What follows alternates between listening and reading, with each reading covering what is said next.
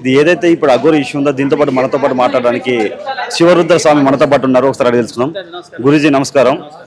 ఇప్పుడు ఏదైతే ఇష్యూ నడుస్తుందో రాధిక నన్ను పెళ్లి చేసుకున్నాడు ఫస్ట్ అని చెప్పి, తర్వాత ఇప్పుడు హర్షిని, అసలు ఏంది అసలు ఈ పంచాయతీ? అసలు ఒకటి ఇంకోటి, అసలు ఈ ఫోన్కి సిగ్నల్ లేని ఫోన్తో ఈ రెండు సిమ్లు ఏంటి అసలు? ఇప్పుడు ఆయన గారు తెలివిగా ఉపయోగిస్తున్నాడు. ఆయన ఫోన్ ట్రాపింగ్ లో ఉందని కొంతమంది చెప్పారంట. అందుకని ఆయన ఏం చేస్తున్నాడు, ఆ ఫోన్లన్నీ వేరే వేరే మార్చుకొని ఇప్పుడు కొత్త సిమ్ తీసుకున్నాడు. నిన్న మొన్న ఆయన ఎక్కడో నుంచి వీడియో తీసి పెడుతున్నాడు. లైవ్ ట్రాక్ కాకూడదని వీడియో తీసేసి ఎక్కడో సిగ్నల్ ఉన్న దగ్గర పెట్టి అక్కడ నుంచి చనిపోతున్నాడో మనకు తెలియదు. ఇప్పుడు ఈ అమ్మాయి రాధికకు అయితే నిజంగా అన్యాయం జరిగింది. అమ్మాయిని మాటల ద్వారా ప్రేరేపించేసి శారీరకంగా ముందుకు తీసుకెళ్ళిండని కూడా పైన కమిషనర్ గారికి చెప్పారు. కమిషనర్ గారు కూడా దానికి విన్న తర్వాత కేసు తీసుకున్నారు, ఎండోర్స్మెంట్ కూడా ఇచ్చారు. ఇప్పుడు ఎండోర్స్మెంట్ అయితే గవర్నమెంట్ వాళ్ళు ఊరికే ఇయ్యారు కదా, ఎంక్వైరీ లేని గంటన్నర మాట్లాడారు. మీరు కూడా పొద్దున్న నుంచి ఉన్నారు కాబట్టి శ్రీనివాస్ ఏదైతే అఘోరి ముసుగులో ఈ సనాతన ధర్మం అని, లోక కళ్యాణం అని రుద్రాక్షలు వేసుకొని చితాభస్వం రాసుకొని సిగబెట్టుకొని తిరుగుతున్నాడో దాని విషయంలో ఈ అమ్మాయి కూడా ఇంకెంతమందిని మోసం చేస్తాడు. మొన్నటిదాకా తల్లి కూతుళ్ళు అనేసి ఒక్కసారిగా పెళ్లి అనేసరికి నేను రియాక్ట్ కావాల్సి వచ్చింది. 3 లక్షల పైగా అమౌంట్ ఇవ్వాల్సి వచ్చింది. అది కాలభైరవ విగ్రహం ఇవ్వాల్సి వచ్చింది. అక్కడ ఇందులోనే నేను ఉన్నా అని చెప్పిందంట. ఎన్ని విషయాలు చెప్పినట్టు ఆ అమ్మని ఇప్పుడు నువ్వు తప్ప ఒప్పడం కంటే ముందు ఇంకా విషయ వివరాలు సేకరించాల్సిన అవసరం ఉన్నదనే చెప్తున్నాం. ఇప్పుడు శ్రీనివాస్ చేసుకున్నాడు పెళ్లి, అక్కడ తాళి కట్టుకున్నాడు. ఆ తాళి కట్టితే చట్టపరంగా నడవదని చెప్పేసి ఇప్పుడు న్యాయమూర్తులు కూడా చెప్తున్నారు. కాబట్టి ఈ అమ్మాయి కూడా న్యాయం ఏమంటుంది, వేరే ఆడవాళ్ళని కూడా అలా తప్పుదోవలో పట్టించకూడదు, మద్యం మత్తులోనే ఏమేమో చేసుకోవాల్సిన పరిస్థితులు ఉన్నాయని ఆవిడ విషయం. మీరు కూడా ముందుకు వెళ్లాల్సిన అవసరం ఉన్నది. కాబట్టి ధర్మరక్షణ కోసం అని చెప్పి ఒక సాధుని కాబట్టి నేను అఘోరా ఆ వేషాధారణని సనాతన ధర్మం వైపు అపవాద వచ్చే విధంగా చేయకూడదని నేను ముందుకు రావడం జరిగింది. ఇప్పుడు ఎవరైతే రాధిక ఉందో ఆమె దగ్గర ఎలాంటి ప్రూఫ్స్ ఉన్నాయి? ఇప్పటివరకు ఎంత మనీ ఇచ్చింది?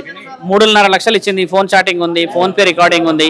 తర్వాత మళ్ళీ ఇద్దరు దిగిన ఫొటోస్ పంపించాను, నేను మాట్లాడుకున్న రికార్డింగ్స్ ఉన్నాయి. ఇద్దరు ఏకాంతంగా 3 నెలల్లో ఆయన చాలాసార్లు వచ్చిపోయినట్టు. వాళ్ళ మామయ్య ఉన్నారు కదా ప్రత్యేకంగా ఏకాంతంగా ఉన్నది. వాళ్ళు కూడా కుటుంబంలో చాలా సీక్రెట్గా ఫీల్ అవుతున్నారు, వాళ్ళు అలా చెప్పకూడదు అని.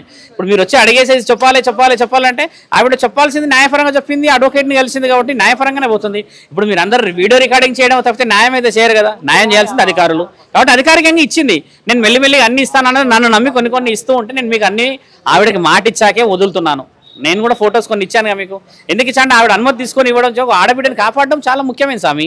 విచలవిడితనం చేయకూడదు కదా, ముఖ్యమైన ఆలోచన కూడా అదే నాది. ఇప్పుడు ఎవరైతే అఘోరి ఉందో ఆమె దగ్గర ఎలాంటి ప్రూఫ్స్ ఉన్నాయి? ప్రూఫ్ చూపించమని అంటున్నాడు. ఈమె మాత్రం ఏం ప్రూఫ్ చూపించాలి? ఎందుకు ప్రూఫ్ ఉండదు స్వామి? అట్లా మాటలు అంటే సరిపోదు. మేము ఈరోజు వచ్చి కమిషనర్ గారి దగ్గర పేపర్లు ఇచ్చామంటే ప్రూఫ్ లేకుండా వచ్చామా?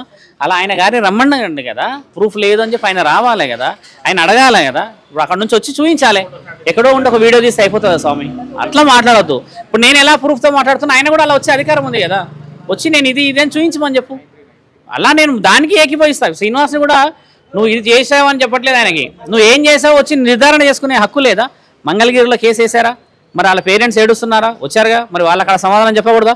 15 లక్షల కేసు అది అయ్యిందా? వాళ్ళకి వచ్చి సమాధానం చెప్పకూడదా? ఇలానే అన్నీ ఉన్నప్పుడు మరి ఆయన అక్కడ ఉండేసి చెప్పడానికైనా ఆయన అంత పెద్ద సనాతన ధర్మవాది, అంత పెద్ద సాధు అఘోరాలకి పెద్ద పీఠాధిపతి. ఆయన ట్రాన్స్జెండర్గా ఆయన ఉన్నది లేనిది మార్చుకొని తిరుగుతూ వీడికి వచ్చేసి సనాతన ధర్మం అనేసరికి అందరూ నమ్ముతున్నారన్న ఆ విషయాన్ని బలహీనతగా తీసుకున్నాడు. ఆయన నోటితో ఆయనకి చెప్పించకపోతే, మీకు నేను చెప్పిన విషయం నిర్ధారణ కాకపోతే నన్ను అడగండి. అప్పుడు మీరు వర్షిని వాళ్ళ మమ్మీ డాడీ వాళ్ళు వచ్చారు, ఏం చెప్పారు? నాకేం చెప్పలేదు. వర్షిని వాళ్ళ అమ్మ నేను వాళ్ళతో మాట్లాడుతా అన్నారు. నేను ఇంకా వాళ్ళతో మాట్లాడలే. జస్ట్ ఒక 5 నిమిషాలల్లా మాట్లాడి కలిసి కాళ్ళు మొక్కి ఆశీర్వాదం తీసుకొని న్యాయం జరుగుతుందిలేమో అని చెప్పినా వాళ్ళు బయటికి. వాళ్ళ ఆరోగ్యాలు బాగాలేవు పాపం, అంత బలహీనంగా కనబడుతున్నారు.